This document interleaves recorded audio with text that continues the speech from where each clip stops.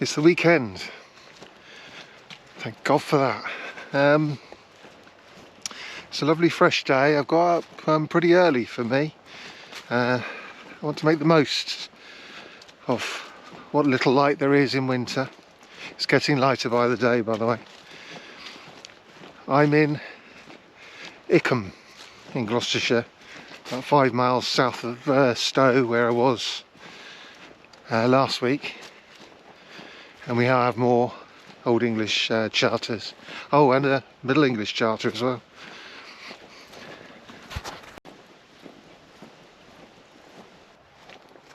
The Middle English charter I just mentioned isn't strictly speaking a charter, but it does the same job as the Old English charters and fleshes them out a bit. Hold on, might be a bit of pottery. Let's have a look. No. But it's a perambulation. So the owner of this land commissioned somebody to go around the boundary and write down the limits of his land, his or her land. And Middle English is very close to Modern English. If you read out aloud Chaucer in a funny accent, slowly and carefully, you can get the meaning of it, which is not so easy, well, almost impossible to do with Old English, except for some very rare occurrences. But what it does is it fleshes out. So we've got, the charter's quite old itself. And we know that because most of it's in Latin, except for the place names, which are in Old English, to avoid any ambiguity. So it says, anyway, we'll go into that a bit later. But so that's sort of in the 700s, the charter, and there's basically, that's another way we can identify it's really old, because it only really gives 4 locations: north, south, east and west, whereas the later ones give much more.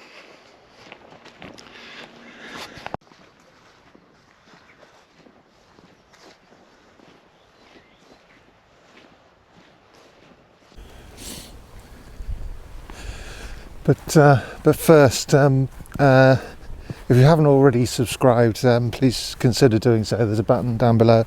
It doesn't cost you anything. It really helps me out. If you have already subscribed, thank you very much for doing so. I'd also, while we're on YouTube matters, I'd like to mention Tweedy Outdoors, his channel. And actually there's 5 channels I go to a lot. Tweedy's is one of them.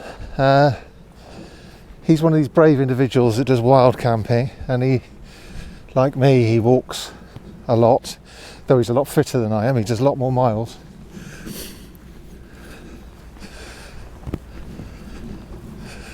But I find it terrifying, the idea just finding a hedge, setting up a tent. Terrifying is not the right word. It's not my thing. But I enjoy, because obviously you've got that problem. If you want to walk long distance, I mean, I'm doing a lot of stuff around Stow-on-the-Wold here, and what it means is I have to drive backwards and forwards all the time. So it would be convenient to have, obviously, I can't afford a hotel, so it's so his solution is quite neat. It's to camp up and then start again the next morning. It's well worth watching, and I for some very strange reason I really enjoy watching him cook on his campfire, which is camp stove. I don't know why. I think I get the impression other people like that as well. Also WC1 Productions, his Roman stuff is excellent. So I'll in the top right I'll put a link to those two. But for the really serious enthusiast, sorry, no, the other two guys are, I'm sorry, don't mean to call you unserious, but for the people who like academics, there's Jackson Crawford's Norse channel, and he's a proper academic. You know, he's translated loads of Norse mythology, and absolutely fascinating. And of course, Old English mythology is an analogue of some sort to Norse, and the two languages are very closely related, they're cousins, and you can translate them across. You know, there are rules for the differences between the two languages. So Valkyries in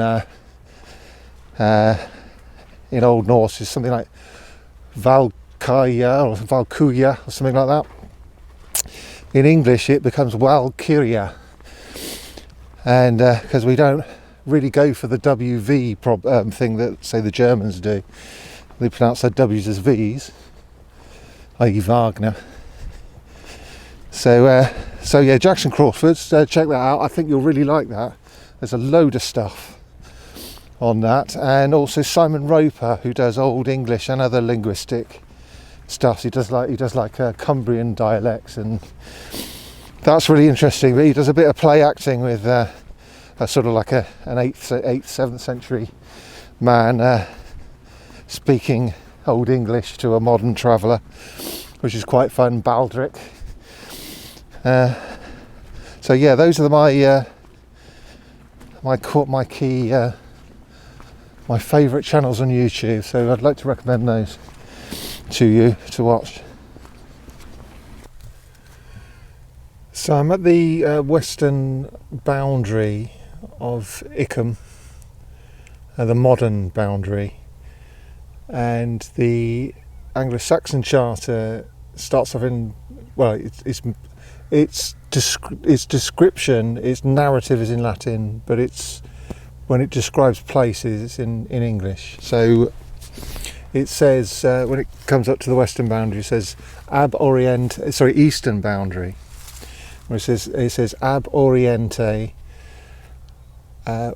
we hennes stia, and that means at the east, we hens uphill path.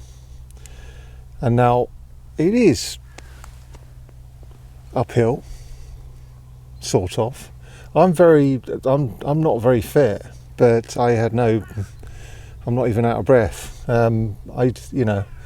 Maybe there's a problem in interpretation with this part, but maybe we'll find it further on. It doesn't necessarily mean that the old boundary was exactly here. I did see a ditch, very, very faint ditch, just a few yards away, but I don't. That may very well have been the ditch boundary, the Mare ditch, But Stia is an interesting word. I recognise it instinctively as being a real word, in the sense that a real English word.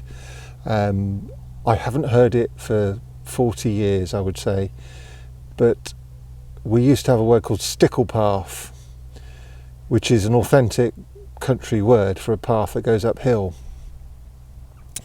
And I instinctively feel it's the real word, but it might have died in my we might have lost that word in this generation, my generation, because I haven't heard it since school.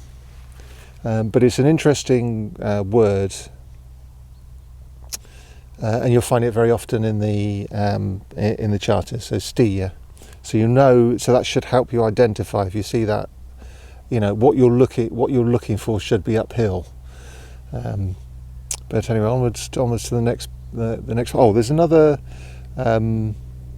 The Middle English perambulation at around about this point, somewhere near here, calls a part of the landscape Dørslade. I'm pronouncing it according to how it would be if I was doing Old English. I don't know anything about Middle English really, apart from what logic tells me. But so it could have been Dørslade or Dørslade, but I'm going to call it Dørslade. I